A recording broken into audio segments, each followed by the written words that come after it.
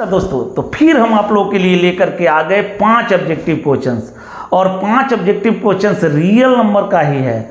Means आप जानते हैं कि रियल नंबर कितना इंपॉर्टेंट टॉपिक होता है, और इम्पोर्टेंट टॉपिक का ही ये 5 ऑब्जेक्टिव क्वेश्चन है। तो आप देखेंगे, एक एक करके सीखेंगे, क्योंकि बहुत बेहतरीन क्वेश्चंस आपके लिए लेकर के आए हैं। देखिएगा, पहला क्वेश्चन है कि परिमेय संख्याओं को निरूपित किया जाता है, rational numbers are denoted bye.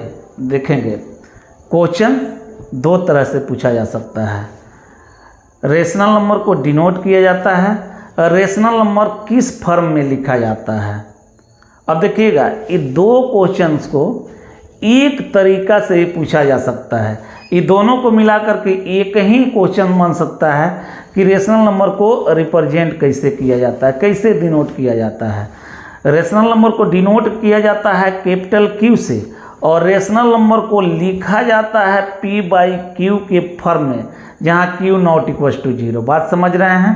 अब आप ऑप्शन देख करके समझेंगे कि क्वेश्चन कह क्या रहा है। बात समझ रहे हैं, समझ रहे हैं। देखिएगा, यहाँ क्वेश्चन कह रहा है कि रेशनल नंबर को किस रूप में लिखते हैं, किस फॉर्म में लिखते हैं। पहला ऑप्शन है क्या है, पहला ऑप्शन है P/Q के रूप में, दूसरा ऑप्शन है P/Q के रूप में जहाँ Q नॉट इक्वल टू 0, और तीसरा ऑप्शन है P+Q के रूप में, और चौथा मतलब डी ऑप्शन है Q-P के रूप में, Q नॉट इक्वल टू 0। आप ये नॉट इक्वल टू 0 देख करके इसको नहीं मार देंगे। कॉन्सेप्ट को समझे हैं तो आप जान रहे हैं कि P/Q के रूप में, जहाँ Q नॉट इक्वल टू 0। बात समझ रहे हैं। तो ऑप्शन कौन सा करेक्ट होगा, तो बी ऑप्शन करेक्ट होगा। ध्यान दीजिएगा, अच्छा समझिएगा। अगला क्वेश्चन है, इनमें से कौन अपरिमेय संख्या है। क्या क्वेश्चन है, which of the following is irrational number. कौन अपरिमेय संख्या है। आप जानते हैं अपरिमेय संख्या क्या होता है। अपरिमेय संख्या होता है नॉन रिपीटिंग नॉन टर्मिनेटिंग। जानते हैं ना, नॉन टर्मिनेटिंग नॉन रिपीटिंग, यही होता है अपरिमेय संख्या। अपरिमेय संख्या ऐसे भी आप देख सकते हैं जिसका स्क्वायर रूट नहीं निकल सके, जिसका स्क्वायर रूट साफ सुथरा नहीं निकल सके, मतलब जिसका परफेक्ट स्क्वायर रूट नहीं निकल सके। बात समझ रहे हैं। जैसे 4 का परफेक्ट स्क्वायर रूट होता है 2, 9 का होता है 3, लेकिन 5 का कोई इंटीग्रल वैल्यू नहीं मिलेगा। आप 6 का निकालेंगे कोई इंटीग्रल वैल्यू नहीं मिलेगा, 7 का निकालेंगे कोई इंटीग्रल वैल्यू नहीं मिलेगा, 2 का निकालेंगे कोई इंटीग्रल वैल्यू नहीं मिलेगा। मीन्स √2 दिया हो, √3 दिया गया हो, √5 दिया गया हो, ऐसा कुछ भी दिया गया होगा, उसको आप इरेशनल नंबर बोलेंगे। बात समझ रहे हैं। तो इजी तरीका हो गया इरेशनल नंबर को पहचानने का।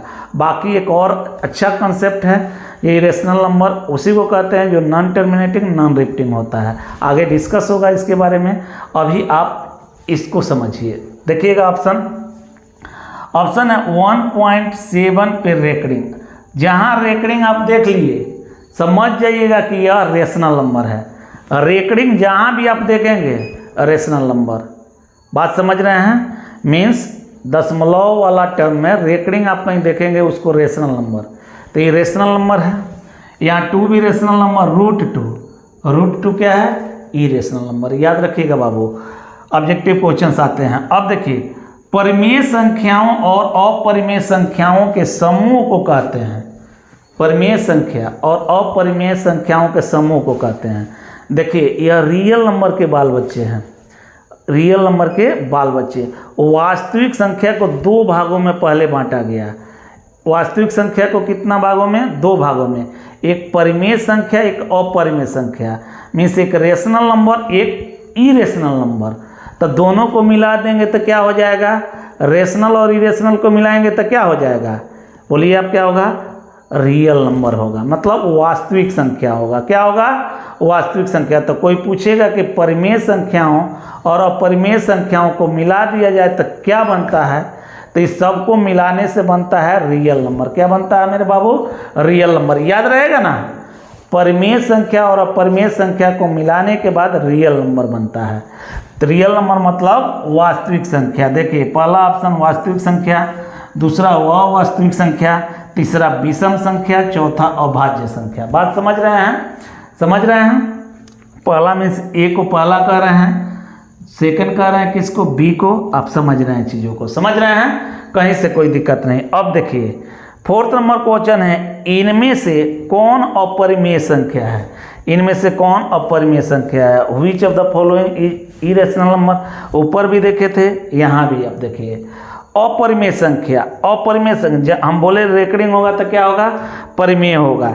यहाँ देखिए पॉइंट के बाद खत्म हो गया है, मतलब टर्मिनेट हो गया है, ये क्या है, रेशनल नंबर। यहाँ देखिए, यहाँ आप देख रहे हैं कि ये भी आकर के यहाँ खत्म हो गया, खत्म हो गया।